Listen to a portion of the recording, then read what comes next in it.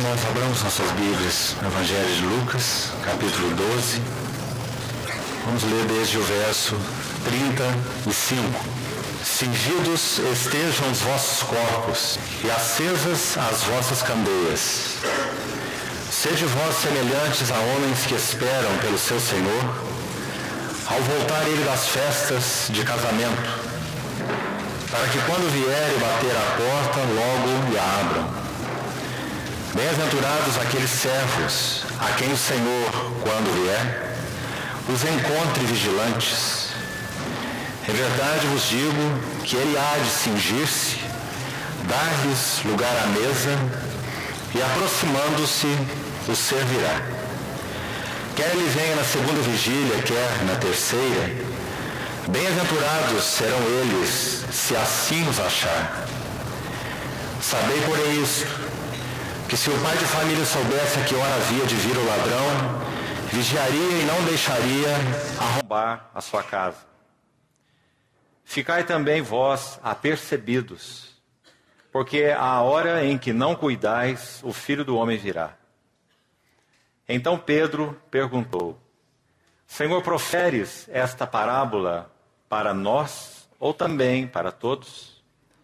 Disse o Senhor: Quem é, pois, o mordomo fiel e prudente, a quem o Senhor confiará os seus conservos para dar-lhes o sustento a seu tempo?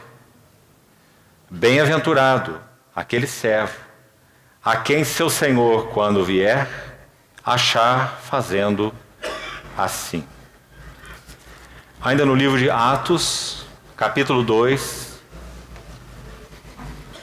versículo 22. Varões israelitas, atendei a estas palavras. Jesus, o Nazareno, varão aprovado por Deus. Conforme foi anunciado previamente, o tema para esse encontro está nas palavras do verso 42 de Lucas 12, que lemos há pouco. Quando o Senhor disse nessa parábola: Quem é, pois, o mordomo fiel e prudente? O encargo que o Senhor tem colocado no nosso coração, no que cabe a nossa responsabilidade nessas 3 primeiras noites, é com relação a Cristo, o mordomo aprovado. Vamos buscar, através do exame das Escrituras, de alguns textos, aprender algo da mordomia de nosso Senhor Jesus. Quando nosso Senhor Jesus proferiu essa parábola, chamada do servo vigilante, talvez essa palavra do verso 37, se voltarmos a ela, ao texto de Lucas que lemos, versículo 37, quando nosso Senhor disse: Bem-aventurados aqueles servos a quem o Senhor, quando vier, os encontre vigilantes. Talvez essa palavra seja, no contexto que vai desde o verso 35 até o verso 48, uma sessão toda ela dedicada ao tema desse encontro: mordomia ou mordomado espiritual, serviço. Toda essa sessão trata desse assunto. E talvez essa palavra vigilantes, no verso 37, seja a palavra-chave em todo esse contexto. Já que esse termo vigilantes fala de um cuidado atencioso, ou de uma atenção focada. Nós vamos buscar aprender nessas noites, essas 3 primeiras noites, da vida e ministério do nosso Senhor Jesus como mordomo aprovado por Deus. Como lemos em Lucas, em Atos capítulo 2, como Lucas escreveu em Atos 2:22, o Senhor Jesus é o varão aprovado por Deus. Quanto à sua mordomia, evidentemente, ele é um mordomo aprovado por Deus. Podemos dizer então que nosso Senhor Jesus é o mordomo modelo. E se queremos aprender algo do que significa serviço a Deus, sem dúvida precisamos aprender o que esse mordomo aprovado tem a nos ensinar. porque ele é o mordomo modelo. Então essa palavra vigilantes, para que façamos uma breve introdução, então já entremos no tema específico. Essa palavra vigilantes parece ser, nesse contexto de 35 a 48 de Lucas 12, que lemos, a palavra-chave. Porque ela engloba o que desde o verso 35 nosso Senhor começou a falar nessa parábola. Ele inicia no verso 35, conforme lemos, dizendo: cingidos estejam os vossos corpos. Uma figura bíblica, não só neotestamentária, mas também usada no Velho Testamento, como uma figura de prontidão. Lombos cingidos significa prontidão. Em Êxodo 12, quando o Senhor dá as orientações através de Moisés para a celebração da Páscoa, o sangue derramado, a carne comida, a libertação naquela noite redentora. Então é dito em Êxodo 12, no versículo 11, uma orientação específica do Senhor, dizendo: desta maneira comereis a Páscoa, lombos cingidos, sandálias nos pés e cajado na mão. Lombo cingido fala de prontidão, definitivamente. Então nosso Senhor inicia esse assunto da mordomia, nosso encargo com a graça e a ajuda do Senhor para esses dias, realçando essa questão da prontidão, que é um dos aspectos e dos significados desse termo vigilantes usado no verso 37. A palavra que deve nos designar no nosso serviço ao Senhor, ela está resumida nessa palavra vigilantes. Porque, como falamos, fala de um cuidado atento e focado. Não apenas atento e diligente, mas atento, diligente e focado. Há um Salmo 132 que diz assim: assim como os olhos dos servos estão fitos nas mãos dos seus senhores, e os olhos da serva nas mãos de sua senhora, assim nossos olhos estão fitos no Senhor nosso Deus. Essa é a ideia de vigilantes nesse versículo 37. Não apenas um cuidado diligente, mas diligente e focado nas mãos de nosso Senhor. Agora, o que significa um cuidado diligente e focado? Então, quando vamos aí ao início da passagem, ou da parábola, no verso 35, nós vemos já imediatamente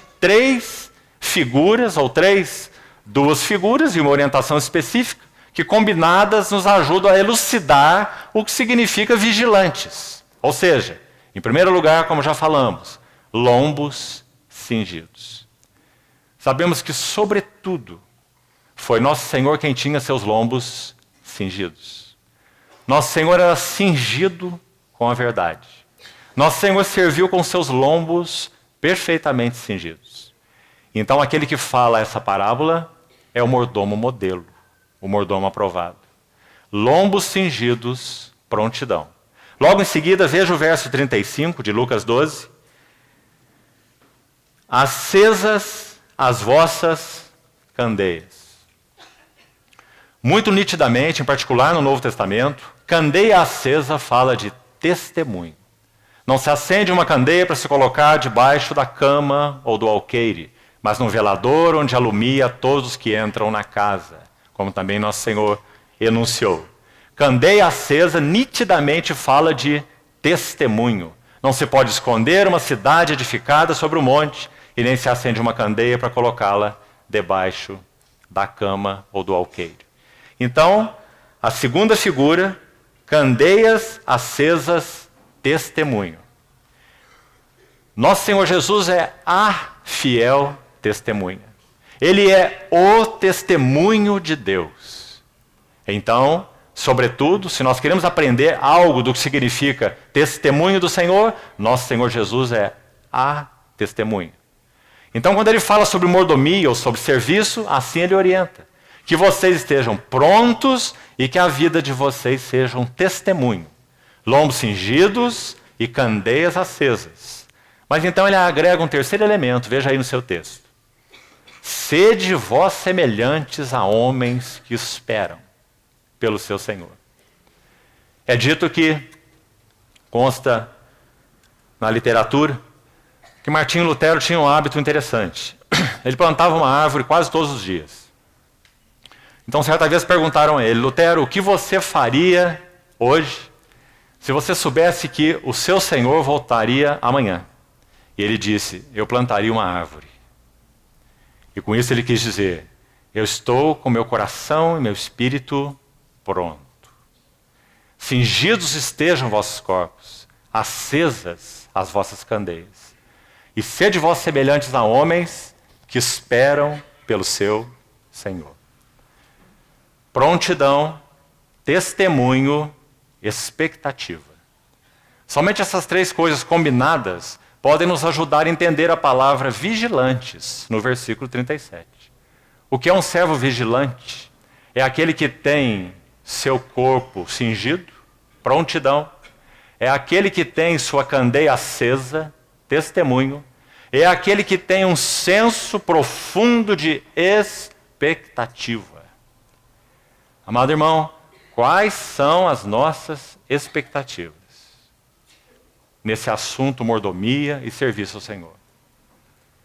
Vigilantes, a palavra vigilantes engloba essas três frases iniciais do verso 35 que acabamos de ver.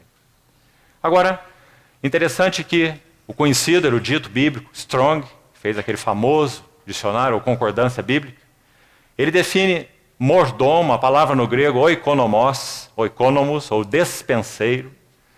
Strong a define assim: é um administrador ou um superintendente, a quem o chefe da casa ou o proprietário tinha confiado todos os afazeres da casa.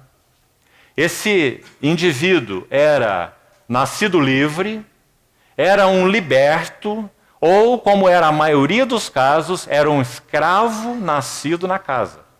Por isso nosso Senhor usou a expressão, nós vimos aí, no verso 37, observe: bem-aventurados aqueles servos. Ele chama esses oikonomos de doulos, ou servos, é a palavra para servos aqui, que significa escravos. Então, na maioria dos casos, voltando à definição de Strong, na maioria dos casos, esse mordomo era um escravo nascido na casa. E esse escravo tinha uma incumbência imensa, porque ele era um mordomo. Então ele tinha uma incumbência de cuidar de todos os afazeres da casa. Ele tinha a responsabilidade de cuidar de todas as receitas e despesas da casa. Veja, ele era o contador da casa. E, aqui talvez o que nos interesse mais, ele tinha a responsabilidade de repartir porções para cada servo, e inclusive para as crianças pequenas. Muito interessante, porque é óbvio que Strong, esse erudito, define essa palavra de acordo com seu contexto bíblico. E se nós formos ao verso 42, por favor, observe novamente Lucas 12, 42, é dito assim: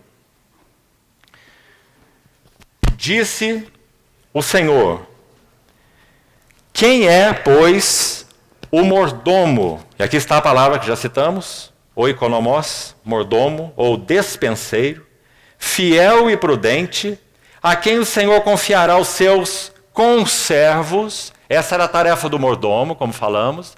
Ele tinha confiado a ele todos os outros servos, ou conservos, já que ele também era um servo.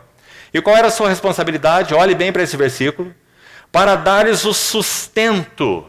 Essa palavra na língua original significa uma porção definida de grãos.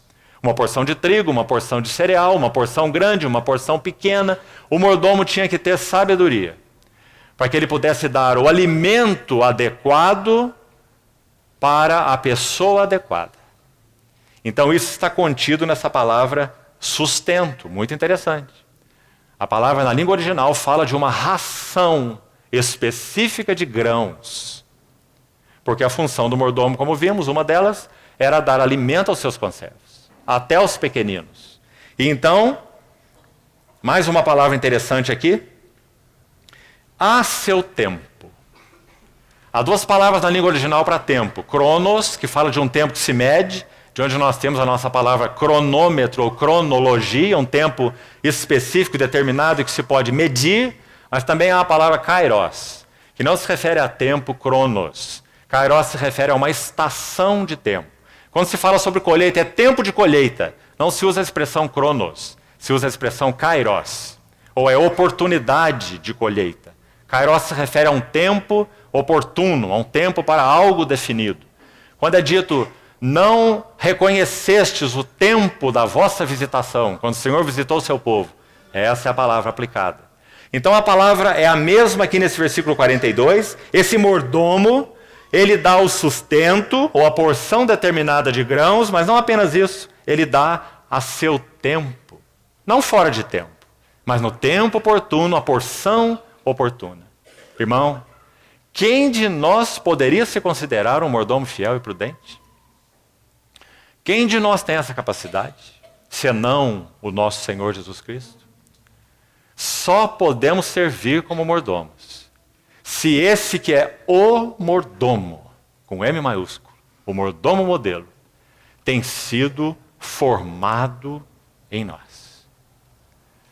Na medida que examinarmos os textos, e agora vamos entrar mais especificamente nesse assunto, com a ajuda do Senhor, nós vamos buscar ver então esse mordomo modelo. Nosso foco será quase que exclusivamente a vida e ministério do nosso Senhor Jesus, como o mordomo modelo. Dele nós temos que aprender. Não há nenhum outro exemplo de mordomia do qual nós possamos aprender. Claro, outros irmãos terão encargos do Senhor durante esse tempo de partilhar mordomias específicas, como já foi anunciado. Mordomia de Daniel, mordomia da igreja, mordomia de Paulo, temas maravilhosos. E é óbvio que todas essas mordomias, elas são reflexos da mordomia do mordomo celestial. Paulo aprendeu essa mordomia tão intensamente. Quanto ao mais, ninguém me moleste, porque eu trago no corpo as marcas do Senhor Jesus. Paulo aprendeu tão profundamente essas lições. 1 Coríntios 1,9 ele diz, Deus está decidido a tratar conosco. Já recebemos dele uma sentença de morte. Palavra que ele usa em 1 Coríntios 1,9. A ideia é, Deus está decidido, Deus tomou uma decisão de tratar conosco. E para quê? Paulo vai dizer, para que nós conheçamos aquele que ressuscita os mortos e não confiemos em nós mesmos. Então, antes de darmos um passo direto para esse assunto, encargo específico para essa noite que vamos iniciar, observe ainda algo interessante. Temos que passar por esse texto apenas de modo introdutório, mas ele é tão rico, irmão. Cada expressão dele, porque ele é um texto sobre mordomia. Temos muito a aprender aqui, mas precisamos seguir. Mas não queria seguir sem antes um outro comentário. Observe ainda no texto. Olha o verso 37. 3 vezes, nosso Senhor Jesus usa a palavra bem-aventurados. Observe e registre aí. Verso 37. Bem-aventurados aqueles servos, a quem o Senhor, quando vier, os encontre vigilantes. E já vimos que essa aí é a palavra-chave, vigilantes. Mas veja o bem-aventurados aí. Olha o verso 38. Quer ele venha na segunda vigília, quer na terceira, bem-aventurados serão eles, se assim os achar. Assim como? Vigilantes. E o que significa vigilantes? Lombos cingidos, candeias acesas e em expectativa, como já falamos. Então a segunda vez está no verso 38, bem-aventurados. E veja ainda no verso 43, bem-aventurado. Você acha que o Senhor falou isso ocasionalmente? Ele está ligando a mais profunda felicidade. Ele está ligando a mais profunda realização numa vida de serviço àquele que é o servo fiel. Numa vida de mordomia àquele que é o mordomo fiel. Irmão, me permita contar uma ilustração que alguns irmãos aqui já a conhecem. Se você já ouviu, ouça de novo.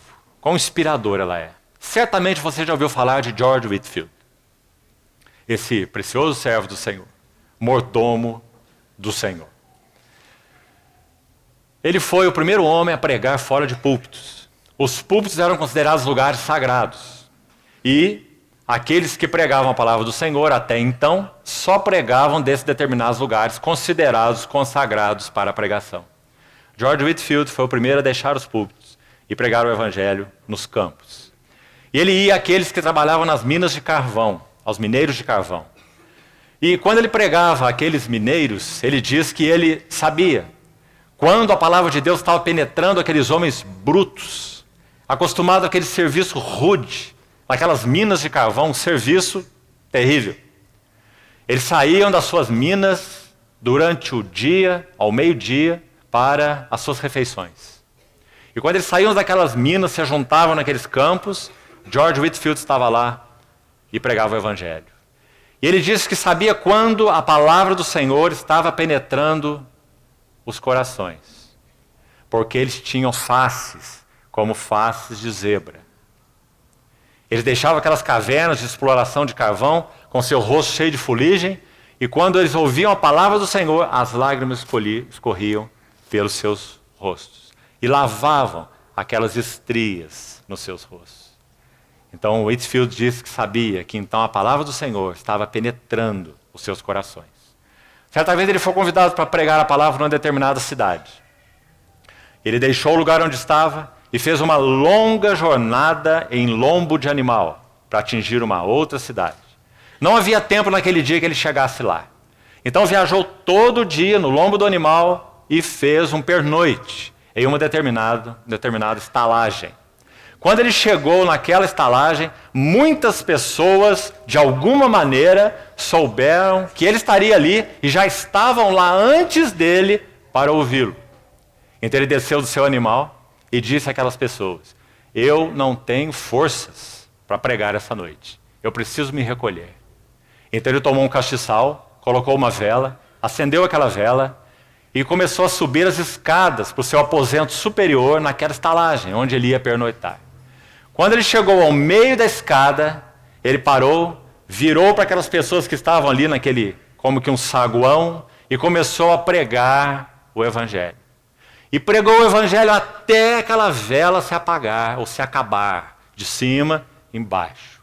Quando a vela se consumiu, ele terminou de subir as escadas, deitou no seu leito e partiu para o Senhor. Que vida maravilhosa desse mordomo fiel e prudente.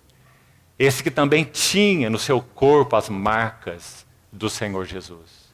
Aquela vela tipificava a vida e o ministério de George Whitefield. Ele sabia que o maior privilégio de sua vida era ser o mordomo do seu Senhor. Quem é, pois, o mordomo fiel e prudente? A quem o Senhor confiará seus conservos, para dar-lhes ração a seu tempo. Bem-aventurados aqueles que, quando o seu Senhor vier, os achar fazendo assim. Fazendo o quê? Dando sustento aos seus conservos a seu tempo. Louvado seja o Senhor. Quanto nós temos a aprender desse mordomo modelo. Então, irmão, ainda antes de seguirmos, vamos ao verso 37 uma vez mais. Veja. Bem-aventurados, a primeira vez que o Senhor menciona essa palavra, 3 vezes então já falamos, ela se refere ao máximo do gozo, ao máximo da realização, ao máximo do prazer. Bem-aventurados, gozosos, felizes, realizados. Bem-aventurados aqueles escravos, a quem o Senhor, quando vier, os encontre vigilantes, dando então uma estrita atenção, como já explicamos. Agora escute muito bem essas palavras finais. Por favor, olhe para a sua Bíblia. Em verdade vos afirmo, ele há de cingir-se. Quem? O Senhor. Ele há de cingir-se, dar-lhes lugar à mesa, e aproximando-se, os servirá. Irmãos, se essas palavras não estivessem escritas na Bíblia, elas seriam inacreditáveis. Porque aqui, em primeiro lugar, está dizendo que o Senhor dos Senhores, quando foi entronizado, não teve o seu caráter mudado. O trono celestial não alterou o caráter de nosso Senhor. O Senhor dos senhores ainda é o servo dos servos. Bendito seja o seu nome. E ainda mais, é dito que esse Senhor tomará a posição de servo, cingindo-se, dando lugar à mesa aos seus mordomos fiéis e prudentes, por sua graça, e os servindo. E ele os servirá. Palavras incríveis, se não estivessem registradas nas Escrituras. Irmão, irmã, eu não sei qual a sua impressão, mas quando a palavra registra que o Senhor tratará seus mordomos fiéis na sua vinda assim: bem-aventurado, ou muito bem, servo bom e fiel. Foste fiel no pouco, porque sempre será pouco, por mais que fizermos. Foste fiel no pouco, sobre o muito eu te colocarei. Entra no gozo de teu Senhor. Não sei qual a sua impressão, mas sabe qual é a minha? É que se nós tivermos a honra e o privilégio de ouvirmos isso da parte de nosso Senhor, nós iremos procurar ao nosso lado para ver com quem nosso Senhor está falando. Tão inacreditável isso será para nós. Servo bom, fiel. Foste fiel no pouco, mas sobre muito eu te colocarei. Entra no gozo de teu Senhor. Em outras palavras, é o que o Senhor está dizendo também nesse verso 37. Bem-aventurado aqueles servos a quem o Senhor, quando vier, os encontre vigilantes. Em verdade, e você sabe que essas palavras do lábio do nosso Senhor Jesus são muito especiais. Em verdade, inequivocamente, esse é um fato estabelecido. Eu vos afirmo, ele há de cingir-se. Esse Senhor que está voltando, ele há de dar-lhes, aos seus servos, lugar à mesa, e aproximando-se, os servirá. O Senhor dos senhores ainda é o servo dos servos. Bendito é seu nome. Então, irmãos, esse texto, do verso 35 até o verso 48, tão precioso, todo ele se refere à mordomia. Então, sigamos e entremos, com a ajuda do Senhor, no primeiro texto específico, dentre alguns, se o Senhor permitir, que examinaremos nessas 3 primeiras noites. Vamos a Filipenses, capítulo 2. Buscarmos, então, iniciar, pelo menos hoje, até onde pudermos, o estudo dessa passagem riquíssima a respeito do mordomo modelo, o mordomo aprovado, nosso Senhor Jesus. Filipenses, capítulo 2, vamos ler desde o verso 5.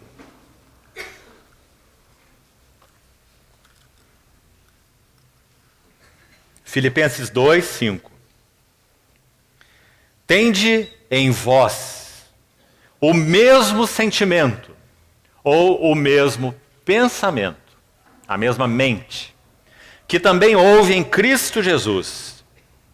E agora, quem sabe seria bom pormos uma nota aqui já antes de lermos, dos versos 6, confira na tua Bíblia, até o verso 11, uma passagem maravilhosa, que é considerada por alguns eruditos que tenha sido um hino cristão primitivo. Esses irmãos sabiam cantar. Boa lição para nós nos nossos dias. Aprendermos deles. Um hino, talvez um hino cristão primitivo. Agora escute esse hino. O que dizia esse hino? Verso 6. Pois ele, subsistindo em forma de Deus, não julgou como usurpação o ser igual a Deus. Antes a si mesmo se esvaziou, assumindo a forma de servo, tornando-se em semelhança de homens e sendo reconhecido em figura humana. A si mesmo se humilhou, tornando-se obediente até a morte e morte de cruz. Pelo que também Deus o exaltou soberanamente e lhe deu o nome que está acima de todo nome, para que ao nome de Jesus se dobre todo o joelho nos céus, na terra e debaixo da terra, e toda língua confesse que Jesus Cristo é Senhor, para a glória de Deus Pai. Que hino maravilhoso. Irmão, no que concerne ao Senhor Jesus como mordomo modelo, ou mordomo aprovado, essa passagem é tão rica, que nós vamos buscar iniciar o exame dela hoje, e seguiremos amanhã, se o Senhor permitir. Na língua original, Dos versos 6 a 11 que nós destacamos, já que o verso 5 é como uma introdução, tende em vós o mesmo sentimento que houve também em Cristo Jesus. Isso faz uma introdução. E o verso 6 começa especificamente a falar dele, o varão aprovado por Deus, o mordomo modelo. Na língua original, dos versos 6 a 11, são 75 palavras. Poucas palavras. 75 palavras. E elas têm uma composição, nós vamos buscar aqui, com a ajuda do Senhor, examinar algumas das mais importantes, pelo menos, e vamos ver o que o Espírito Santo fez, através dos lábios de Paulo, compondo esse texto tão rico. Toda a essência do Evangelho está descrita nesses versículos. Toda. Sem faltar nada. Nesse versículo está descrito que o nosso Senhor Jesus, o Filho de Deus, é o Cristo eterno. Ele não é criado, mas gerado. O eterno Filho de Deus. Aquele que é Deus com Deus. No princípio era o verbo estava com, porque uma pessoa é distinta de outra. Deus é triuno. Então o verbo estava com, mas o verbo também era Deus. Então tanto fala da sua coexistência quanto da sua coinerência. Verbo com Deus, mas esse verbo é Deus. Então, essa passagem preciosa fala de Cristo na eternidade, como Filho eterno. Fala de Cristo encarnado. Fala da vida humana de Cristo, obediente até a morte. Fala da morte de Cristo, uma morte de cruz. Obviamente, implícita, a sua ressurreição, a sua ascensão, a sua entronização, porque Deus o elevou soberanamente. Lhe deu não um nome, mas lhe deu o nome. Artigo definido. O nome que está acima de todo nome. E quando chegarmos lá, vamos ver o que isso significa, segundo o contexto veterotestamentário. Nós sabemos que esse nome é Jesus, Senhor Jesus Cristo. Mas qual é a ideia desse nome no Velho Testamento? O que esse nome tem a ver com a glória de Deus? Há 2 textos, pelo menos no livro de Isaías, preciosos, que falam o que significa esse nome especificamente. Então é dito, Deus lhe deu o nome, que está acima de todo nome, para que então ao nome de Jesus se dobre todo o joelho. Em outras palavras, o Espírito Santo condensou em 76 palavras toda a essência do Evangelho. Irmãos, aquilo que os chamados pais apostólicos e tantos servos do Senhor, podemos dizer, nesses 20 séculos, têm feito no sentido de desglossar esse texto, de então colocá-lo em palavras mais simples, expandi-lo, claro, com as palavras do próprio Novo Testamento. Livros e livros são gastos para que isso seja feito. Aquilo que o Espírito Santo fez em 76 palavras. Realmente só ele podia fazer. O mestre dos mestres. Falando sobre a vida do mordomo modelo. Do varão aprovado por Deus. Então, em primeiro lugar, olhe onde essa passagem está colocada. Versos 1 a 4, não vamos ler, mas olhe para a sua Bíblia, para você ver o contexto. Nos versos 1 a 4, há um grande desafio para vivermos a vida cristã, no que concerne a sua própria vida, a vida cristã e a mordomia cristã. Segundo Paulo, nesse texto, pelo Espírito Santo, claro, como nós devemos viver a vida cristã e exercer a mordomia cristã. Versos 1 a 4, ele deixa tanta coisa clara. Se há alguma consolação de amor, algum conforto em Cristo, eu vos rogo, penseis a mesma coisa, tenhais o mesmo amor, sejais unidos de alma, tendo o mesmo sentimento, não façam nada por partidarismo e nem por vanglória, mas por humildade, considerando cada um os outros superiores a si mesmo. Não tenha cada um em vista o que é propriamente seu, senão cada qual o que é dos outros. O que esse texto significa? Então, imediatamente antes de nós termos o contexto do varão aprovado, nós temos uma introdução aí sobre como vivermos a vida cristã e como exercermos a mordomia cristã, em 4 versículos. Mas se olharmos agora o contexto posterior, está iniciado no verso 12, né? Nosso texto-chave vai do verso 6 ao verso 11. Então, olha o verso 12 agora. E você vai ver que no 12 ele diz assim: assim, pois, amados meus, como sempre obedecestes, não só na minha presença, como na minha ausência, desenvolvei a vossa salvação com temor e tremor. Ou seja, Esse mordomo aprovado por Deus, esse varão modelo, ele é um modelo para nós vivermos a vida cristã e exercermos a mordomia cristã, como já falamos, 4 primeiros versículos. E também ele é um modelo do como nós podemos desenvolver a nossa salvação. Deus opera em nós o querer, Deus opera em nós o realizar, louvado seja Ele por sua graça, mas há uma responsabilidade nossa. A graça que me foi dada não se tornou vã. Antes trabalhei mais do que todos os apóstolos, porém não eu, mas a graça de Deus comigo. Esforçando-me o mais possível, Colossenses 1, segundo a sua eficácia que opera eficientemente em mim. Um dos grandes danos sérios na vida da cristandade atual é separarmos soberania de Deus de responsabilidade do homem. Coisa que a Bíblia nunca faz. Então, quando nós olhamos para esse texto, imerso no seu contexto, é isso que nós vemos. Como vamos viver a vida cristã? Como vamos desenvolver a mordomia cristã? Segundo o mordomo modelo e o mordomo aprovado. Aprendendo dele, tomando o jugo dele, permitindo que o caráter dele seja formado em nós. Do contrário, só pensamos no que é nosso e não no que é dos outros.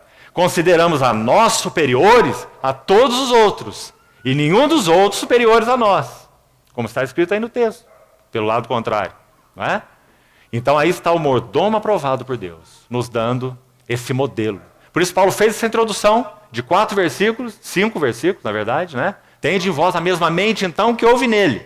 Porque ele falou qual é essa mente.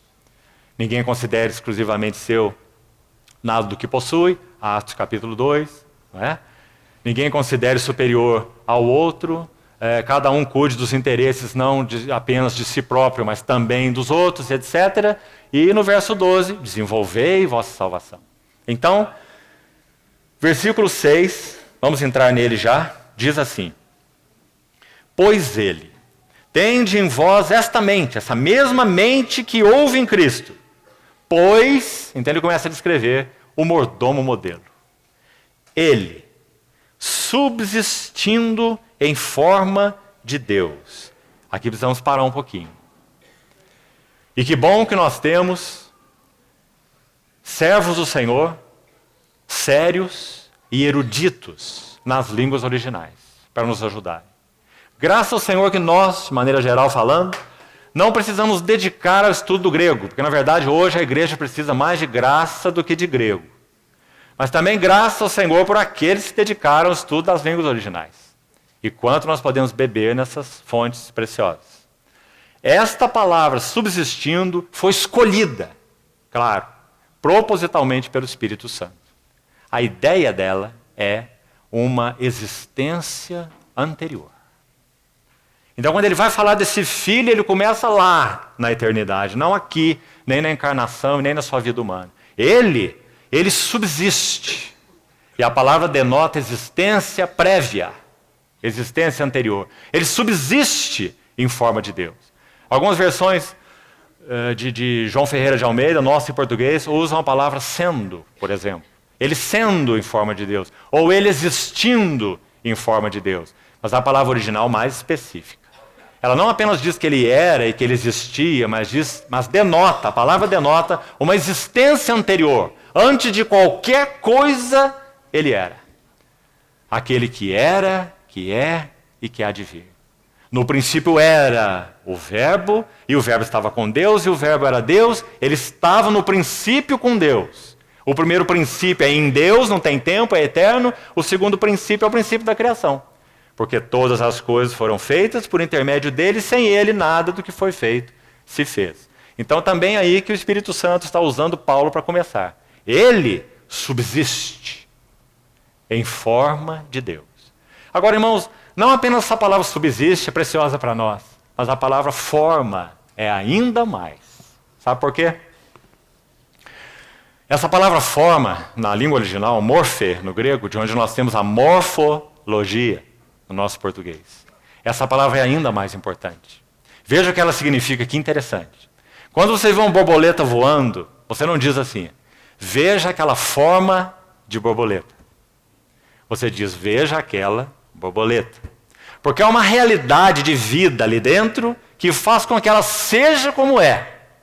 Então, os eruditos bíblicos vão definir a palavra morfe, forma, que você está vendo na sua Bíblia aí, assim: realidade em manifestação. Que definição mais precisa? Realidade em manifestação. Não aponta nem só para a realidade e nem só para a manifestação. Diz que o nosso Senhor Jesus tinha toda aquela glória. Ele tinha toda aquela expressão de Deus que ele tinha, tem e sempre terá. Ele é o Logos de Deus, o Logos eterno. Ele tem essa expressão porque ele é Deus. Assim como nós olhamos para uma borboleta e podemos dizer assim, ela tem aquela expressão, aquela asa, aquela cor, aquela forma, porque ela é uma borboleta. Se ela fosse um besouro, ela não teria aquela forma. Compreendeu, irmão? Então essa palavra morfe, quando diz ele tem forma de Deus, porque ali há uma realidade em manifestação. Que palavra preciosa. Agora nós começamos a entender por que talvez os irmãos cantavam esse texto. Eles estavam fazendo uma confissão de fé. Sabe por quê, querido irmão? Alguns séculos depois se levantaria, por exemplo, Ário, um presbítero de Alexandria. E ele então faria sua musiquinha. Ele fez sua musiquinha, o Ário. E na sua música que ele fez para ensinar para a sua assembleia, ele era um presbítero de Alexandria, na sua musiquinha ele dizia que Jesus Cristo era o primeiro ser criado por Deus. O de maior glória, o mais supremo ser criado por Deus. Essa é uma heresia completa. Nosso Senhor Jesus não é criado. Nosso Senhor Jesus subsiste em forma de Deus. Ele é Deus. Anos depois, ou no mesmo período, pouco depois, o Espírito Santo vai levantar. Quão interessante é estudarmos a história do pensamento cristão, ou a história do dogma. O Espírito Santo vai levantar Atanásio. Nem um presbítero ele era. Ele não teria voz no concílio de Nicéia, porque ele não era presbítero, era um concílio de presbíteros. Atanásio não tinha voto no concílio, mas Atanásio tinha voz. Ele era desprezado na sociedade pela sua própria aparência. Atanásio era anão. E Atanásio era um homem de cor. Imagine, desprezado na sociedade. Pois ele foi, em particular, o homem que o Espírito Santo usou naquele primeiro concílio de Nicéia para colaborar no credo niceno, que vai dizer que o Filho de Deus, ele é luz de luz. Ele é Deus verdadeiro de Deus verdadeiro, gerado e não criado. Essas são as palavras de Atanásio. Que maravilha. De onde ele tirou isso? Quem sabe de João 14, João 16, Filipenses 2 e outros textos.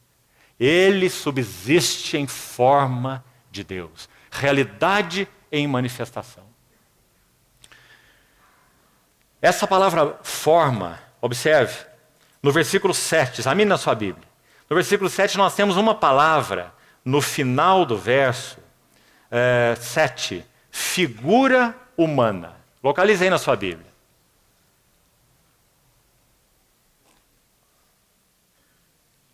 Sabe por que ela está aí?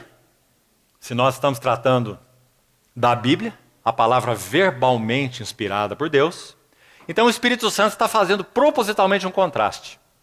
Ele está contrastando forma com figura. E esse contraste queria que você notasse aí. Porque então a palavra para forma já citamos, morfe, realidade em manifestação. A palavra para figura, esquema. Nós também temos essa palavra em nossa língua, né? Algo que é esquemático fala de algo que é exterior. A ênfase dessa palavra esquema é exterior, enquanto morfe se refere àquilo que é interno e intrínseco. Esquema se refere àquilo que é externo e extrínseco, exatamente o contrário.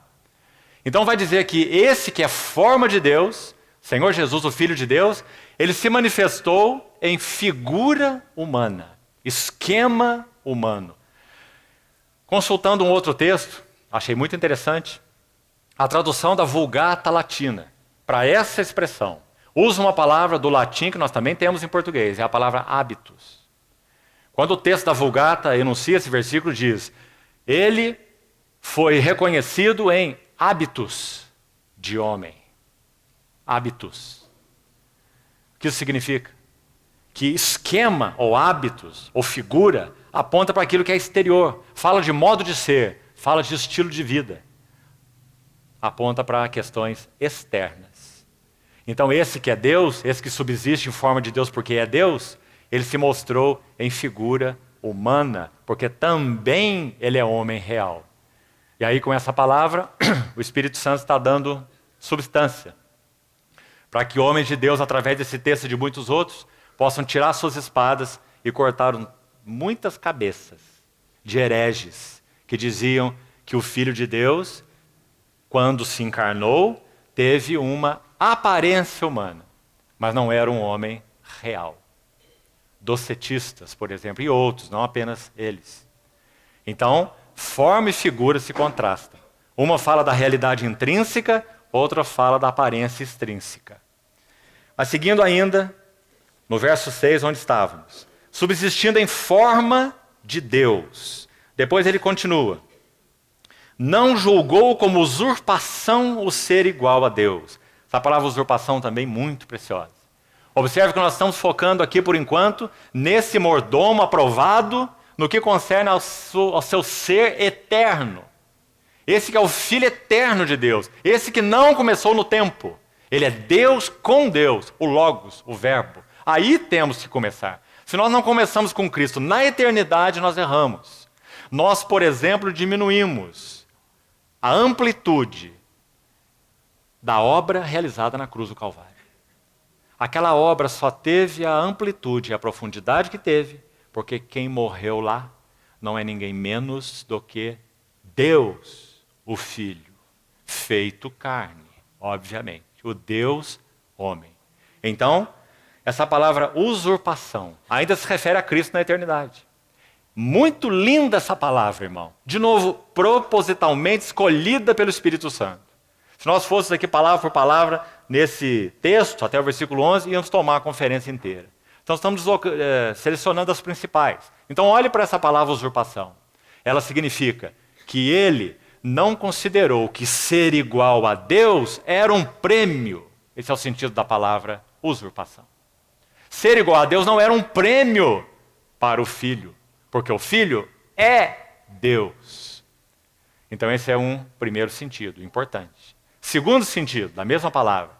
Ele não julgou que ser Deus era algo que ele iria se aferrar e não abrir mão. Mas então, quando ele se encarna, ele abre mão do quê? Será que quando ele se encarna, ele abre mão de ser Deus?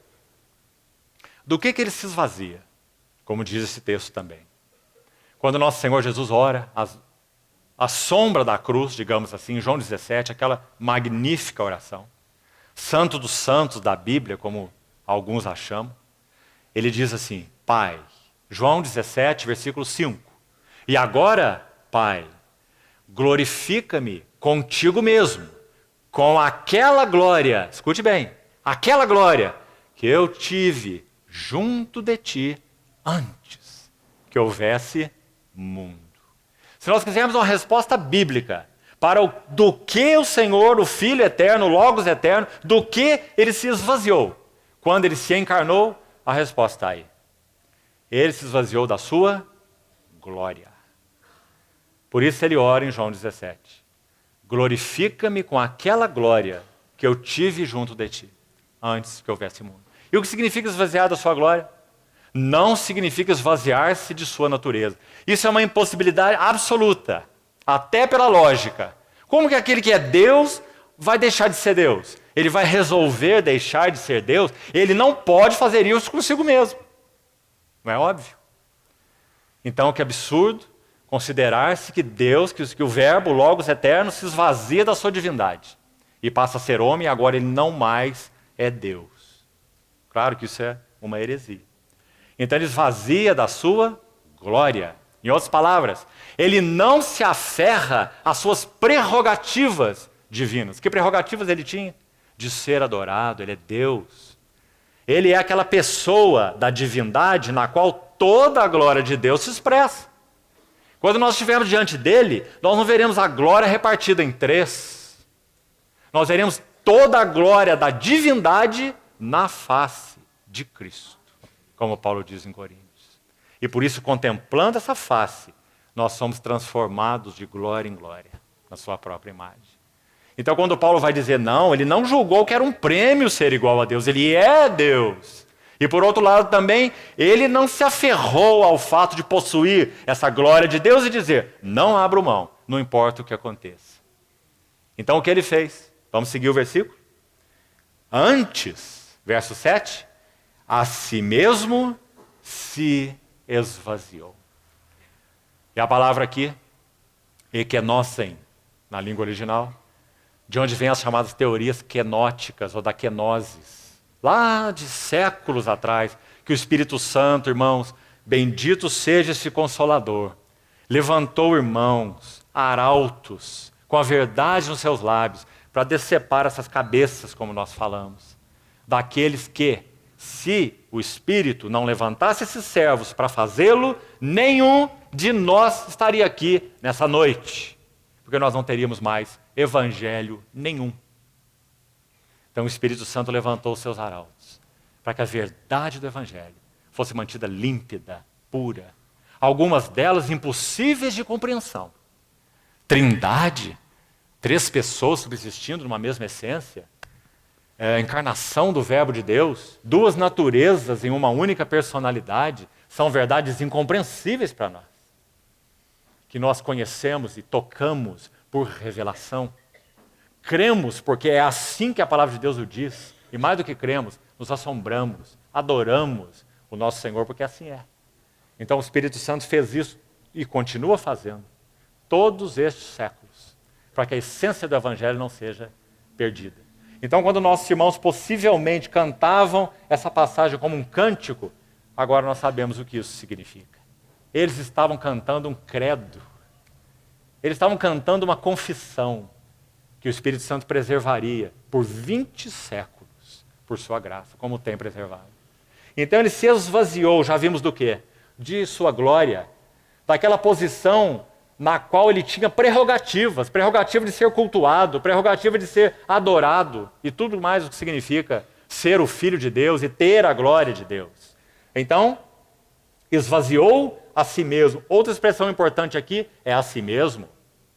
Irmão amado, irmã, preste atenção. Cantamos e cantamos corretamente, pregamos e pregamos corretamente e também falamos corretamente. Quando nós falamos, são palavras da Bíblia, Deus enviou o seu Filho. Mas tome cuidado com a compreensão desse fato. Use outros textos da Bíblia, entenda o texto no seu contexto. Quando Deus envia seu Filho é um com Ele. Paulo vai dizer em Coríntios assim, Deus estava em Cristo, não num observatório celestial, observando seu Filho morrer. É certo que o Pai não foi crucificado. Isso foi outra heresia combatida nos primeiros séculos, chamado patripassionismo, que crucificaram o Pai, né? Outra heresia.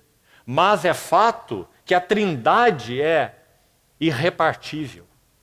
Quando morre o Deus homem na cruz, Isaac Watts, um servo do Senhor, autor de tantos hinos maravilhosos, num dos seus hinos ele diz assim, ó que mistério, se referindo à cruz, ó que mistério, ali morre o imortal.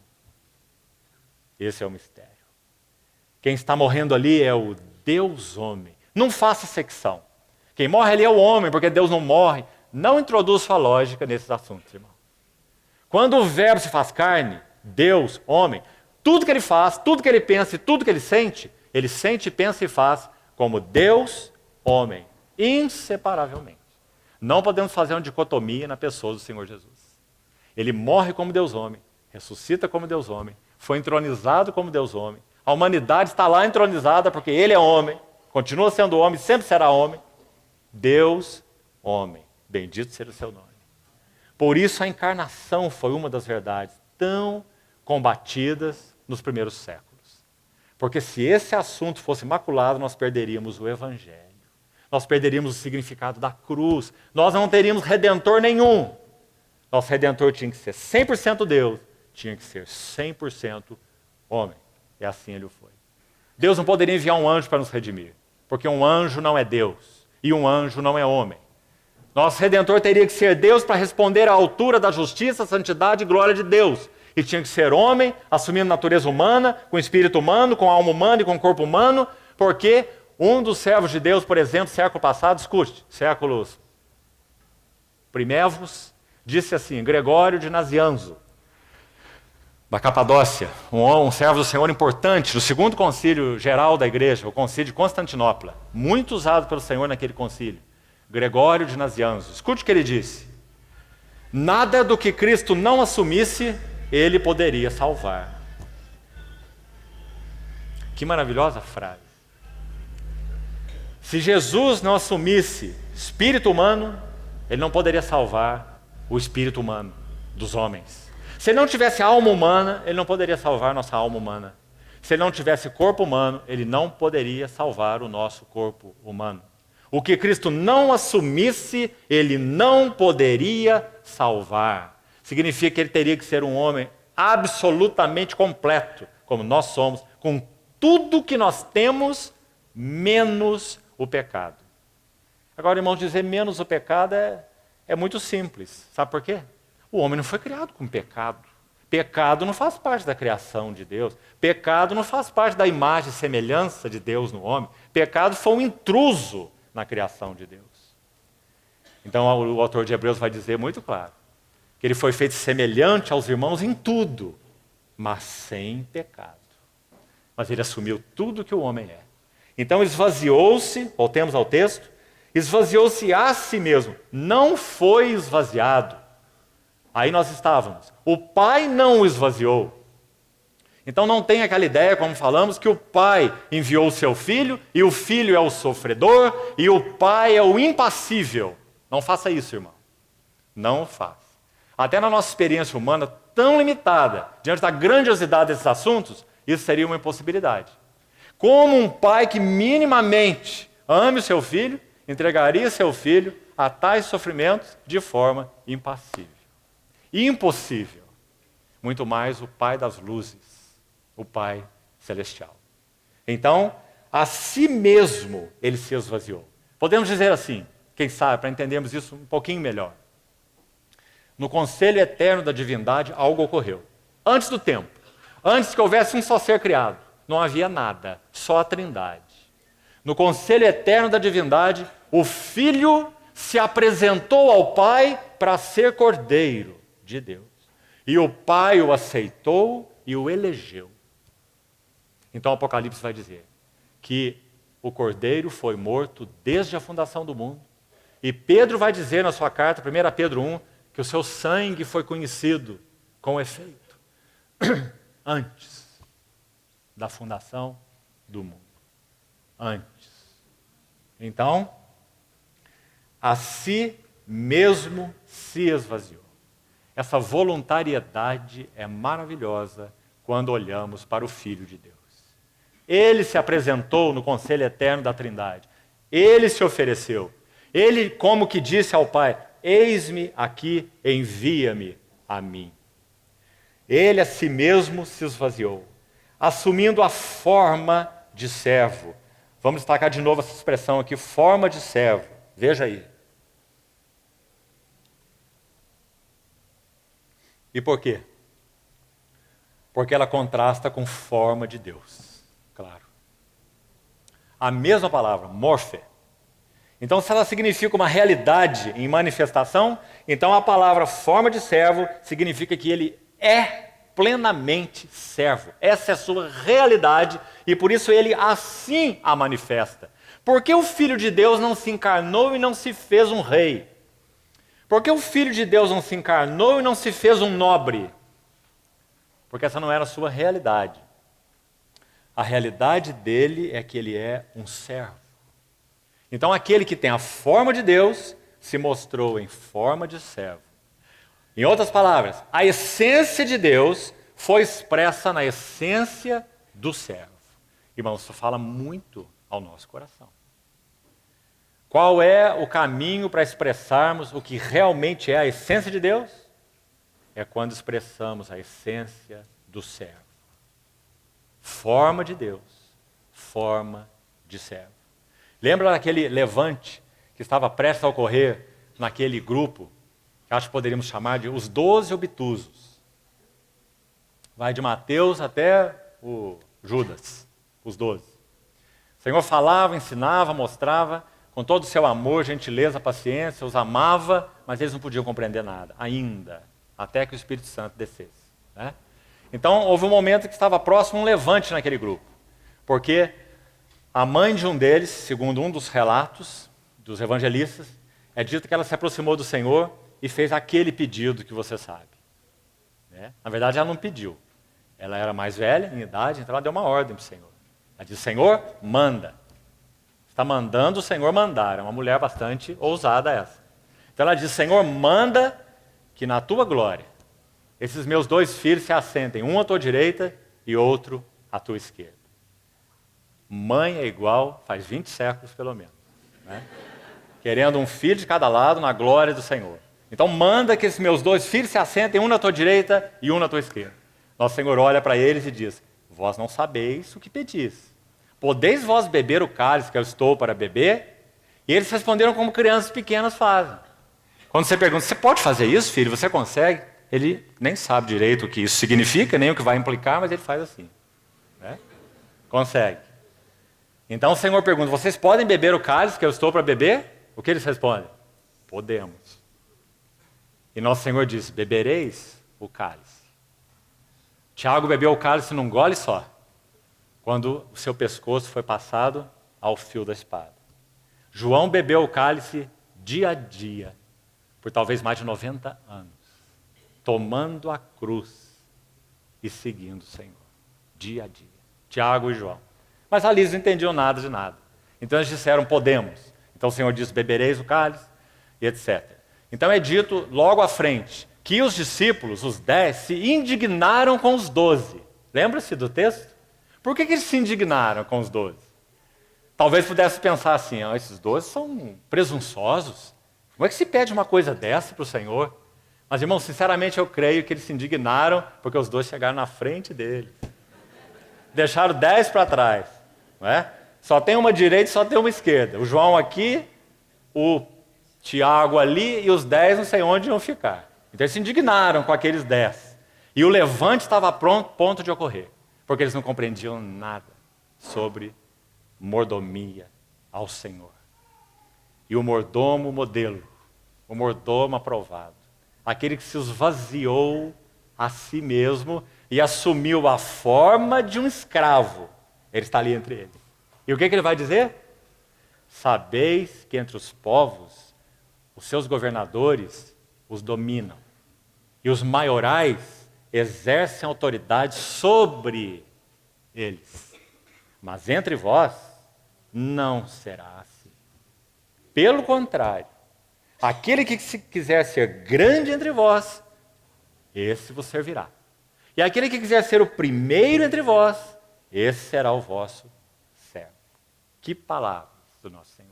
Porque quem está falando é aquele que, sendo em forma de Deus, assumiu a forma de servo, de escravo, doulos, como falamos.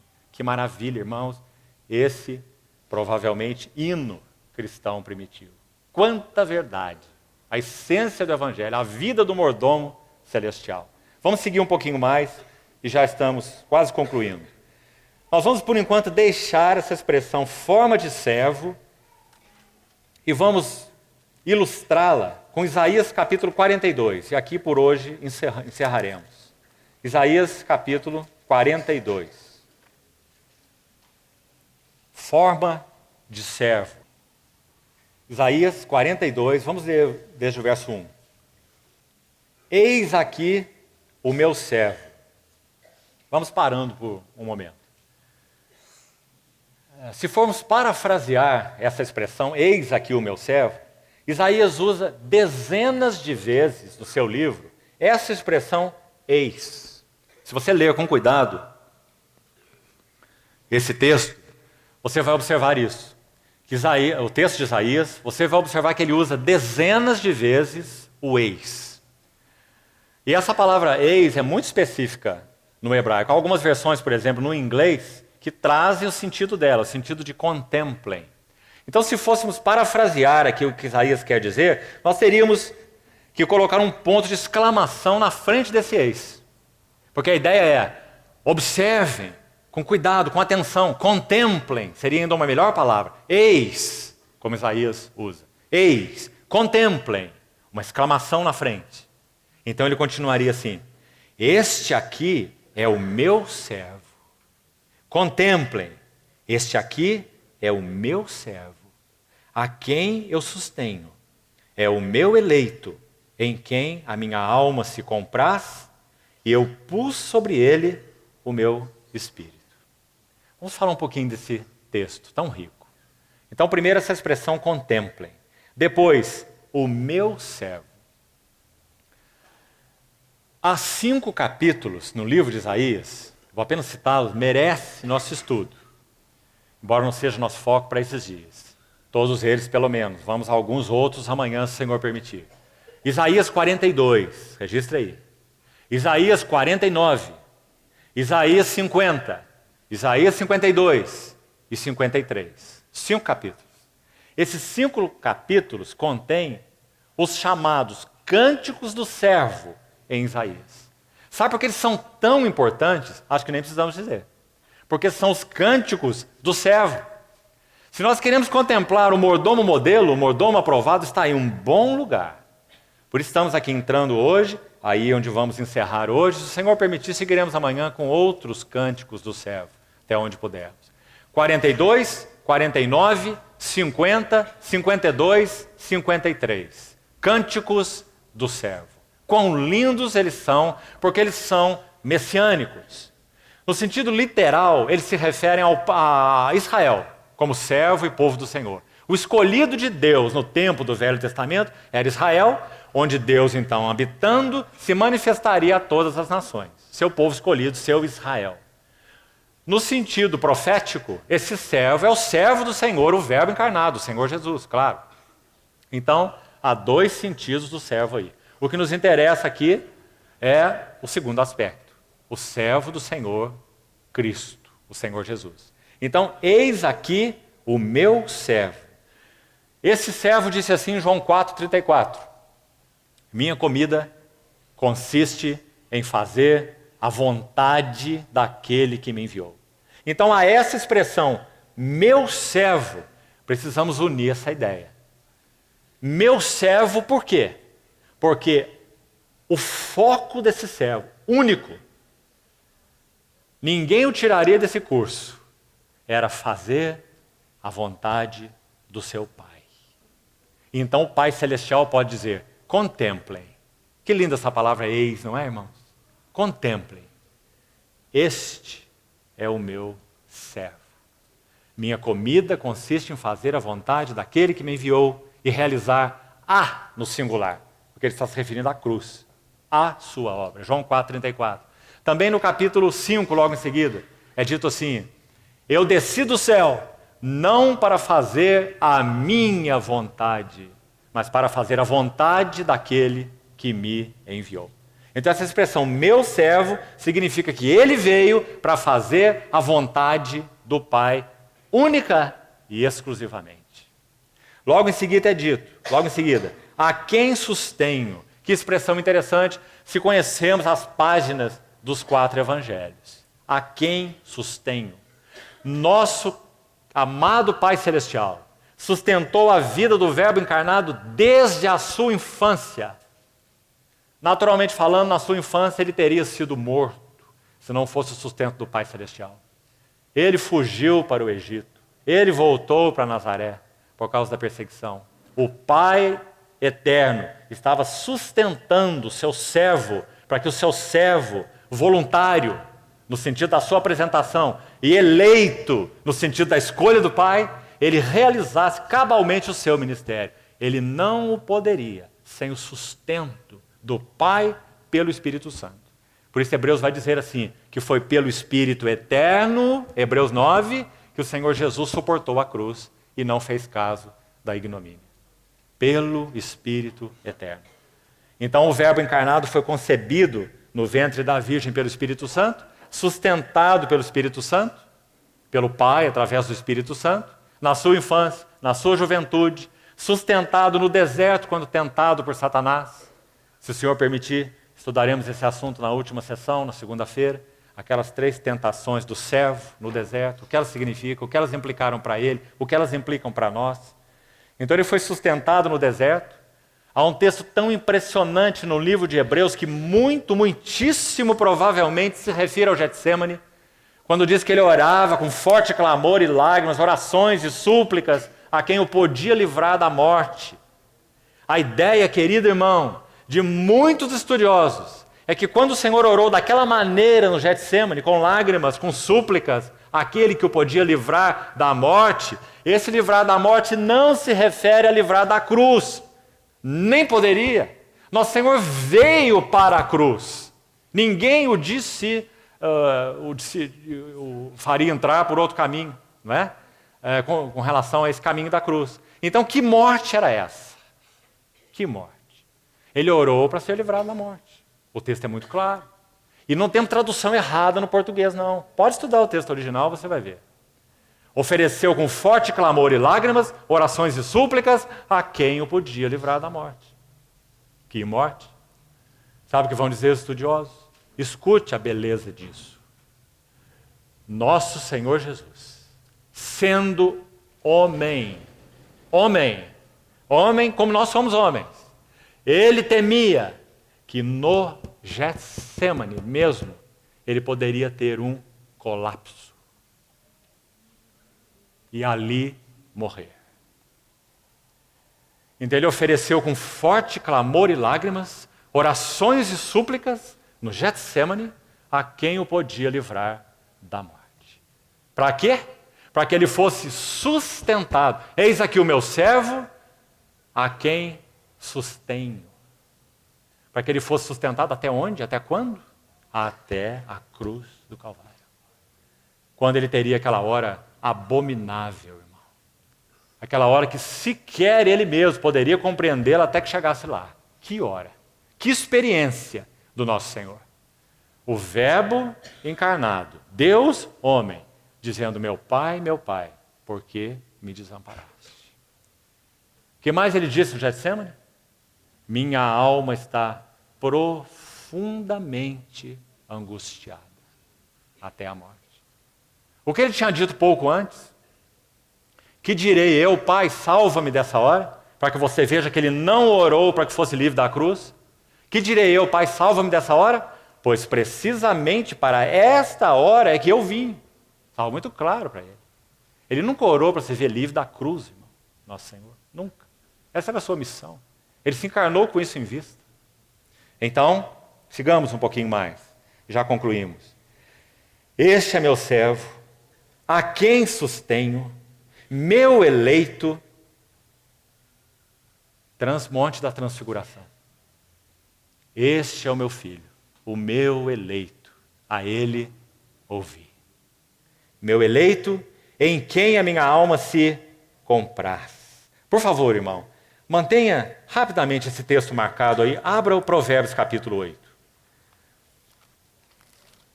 Me permita mostrar um texto maravilhoso sobre esse assunto do em quem minha alma se compraz. Se esse é um cântico do servo, se ele se refere ao Senhor Jesus, porque tem seu caráter messiânico, óbvio, né? Então, o que significa esse em quem minha alma se compraz? Veja como Provérbios ilustra isso de uma maneira preciosa. Provérbios 8:30. Se você acompanhar o contexto, desde o verso 22, aqui a sabedoria, digamos assim, ela é com S maiúsculo. Não no texto aqui, né? Mas a sabedoria apresentada aqui é com S maiúsculo, porque ela se refere a uma pessoa e não a um atributo de Deus. Porque no verso 12, a sabedoria pode dizer eu. Provérbios 8:12, eu, a sabedoria. Um atributo não diz eu, uma virtude não diz eu, só uma pessoa diz eu. Então essa sabedoria aqui é aquele que é a sabedoria. Ele, Cristo, se nos tornou da parte de Deus, sabedoria. Paulo vai dizer em Coríntios. Então é ele quem está falando aqui, e ele vai dizer lá no verso 22, o Senhor me possuía no início da sua obra. É o nosso Senhor Jesus falando nas palavras de Salomão. Pedro vai dizer que o Espírito de Cristo estava nos profetas do Velho Testamento, quando profetizavam, né? Agora, o que nos interessa, vamos lá no verso 30. Olhe com atenção. Então quando o Pai estava criando, 27, preparava os céus, ali estava eu. Quando ele traçava o abismo, ou o horizonte sobre a face do abismo, quando firmava as nuvens de cima, estabelecia as fontes do abismo, etc. Verso 30, o Logos, o Filho, a sabedoria. Eu estava com ele. Filho, Pai. Eu estava com ele e era o seu arquiteto. Por que ele é apresentado assim? Porque sem ele, nada do que foi feito se fez. Todas as coisas foram feitas por intermédio dele. Então eu era o seu arquiteto. Agora escute. Dia após dia eu era as suas delícias. Objeto de deleite. Folgando. Nós não vamos ter muito tempo aqui, senão vamos alongar demais. Vou só citar para você usar a sua diligência e ler os versículos. Folgando. O que será que o Senhor Jesus quis dizer, profeticamente aqui, é claro, né? Com estar folgando diante do Pai, quando o Pai estava criando. Ele era o arquiteto, ele era as delícias do Pai, está bem claro aí? Ele disse que ele folgava quando tudo isso estava sendo realizado. Então, aqui mesmo no livro de Provérbios, por exemplo, se você for ao capítulo 26, você vai encontrar uma outra menção da mesma palavra na língua original. Olha que interessante. Provérbios 26, 19 diz assim: assim é o homem que engana o seu próximo e diz, fiz isso por brincadeira. É uma bonita palavra, irmão? Brincadeira. Alegria, gozo, prazer. É a mesma palavra no hebraico usada para folgando, em Provérbios 8.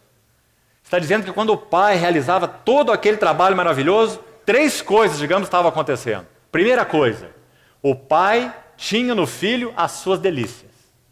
Segunda coisa, o Filho se alegrava naquilo que o Pai estava realizando. E terceira coisa, o Filho era o próprio arquiteto do Pai. Então, folgando-me perante Ele. Só para você consultar.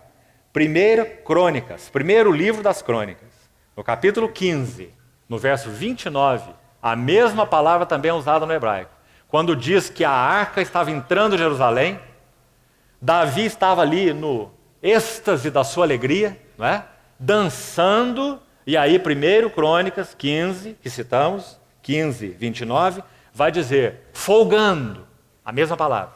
Davi estava dançando e folgando diante da arca, mesma palavra na língua original. Isso ajuda-nos a entender um pouco do que significou para o Senhor Jesus essa obra conjunta com o Pai no que concerne então a criação de todas as coisas. Ele não só era o arquiteto, mas ali estava no seu coração o prazer.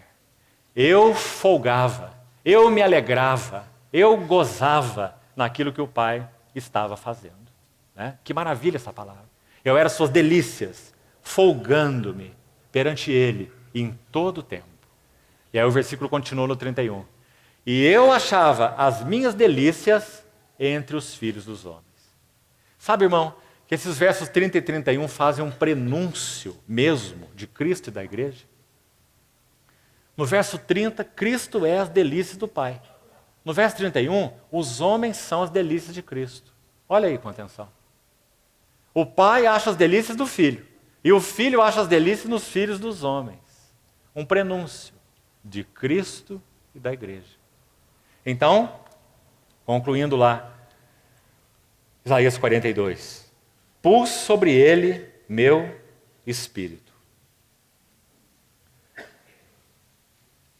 Quando o Senhor Jesus saiu do deserto, tentado pelo diabo, depois de 40 dias, é dito que ele volta para Galiléia e vai para Nazaré, especificamente, Lucas 4. E em Nazaré, ele entra numa sinagoga no sábado. E como ele tinha direito de tomar o livro e abri-lo e ler em qualquer passagem, Então ele abriu o livro de Isaías imediatamente após seu batismo, a tentação, ele entra nessa sinagoga em Nazaré. Abre o livro, o rolo de Isaías, no capítulo 61. Claro, propositalmente. E o que ele lê?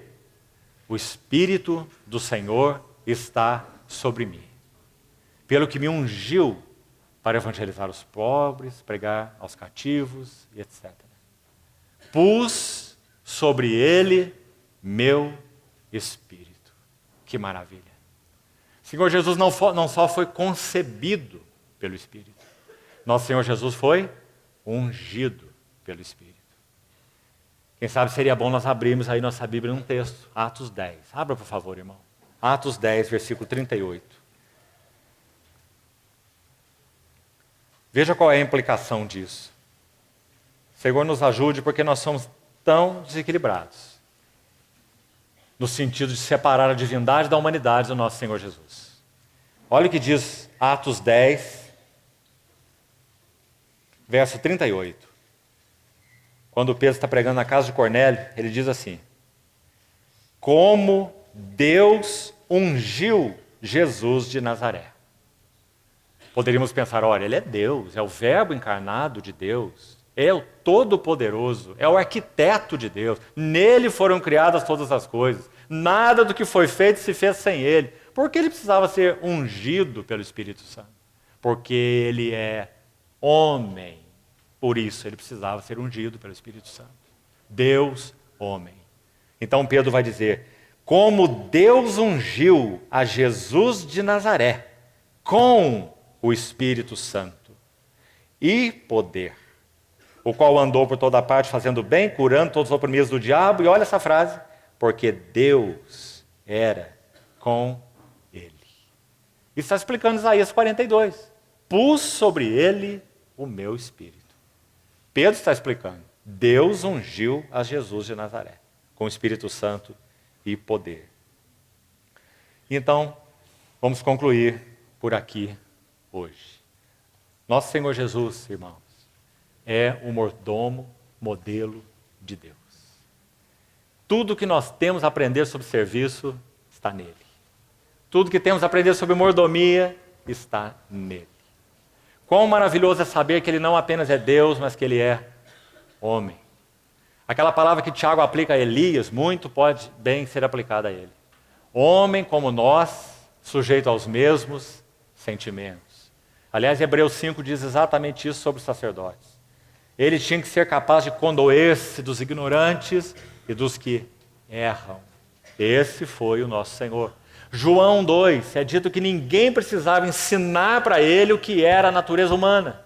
Ninguém precisava lhe dar testemunho sobre o que era, sobre o homem, João vai dizer. Porque ele mesmo sabia o que era a natureza humana.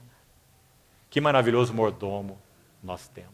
Quanto temos a aprender dele? Aprender aos seus pés.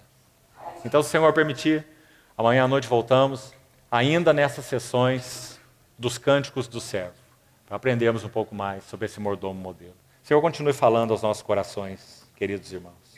Vamos orar. Senhor, entregamos a palavra compartilhada nas Tuas mãos. Confiamos que só Tu és o obreiro fiel e prudente, o mordomo celestial, varão aprovado por Deus. Por isso te suplicamos que nesses dias nossos olhos sejam abertos para Te vermos com mais clareza, Te amarmos com mais ternura e Te seguirmos mais de perto. Torna o nosso coração, Senhor, um céu aberto diante de Ti. E usa Tuas palavras para ministrar, encorajar, corrigir nossos corações. Colocamos-nos em Tuas mãos e Te suplicamos que sigas falando conosco, Senhor, ainda nessa noite e nesses dias em que passaremos juntos. Abre os nossos olhos e nos dá o pão do céu que tanto carecemos. Em nome do Senhor Jesus oramos. Amém.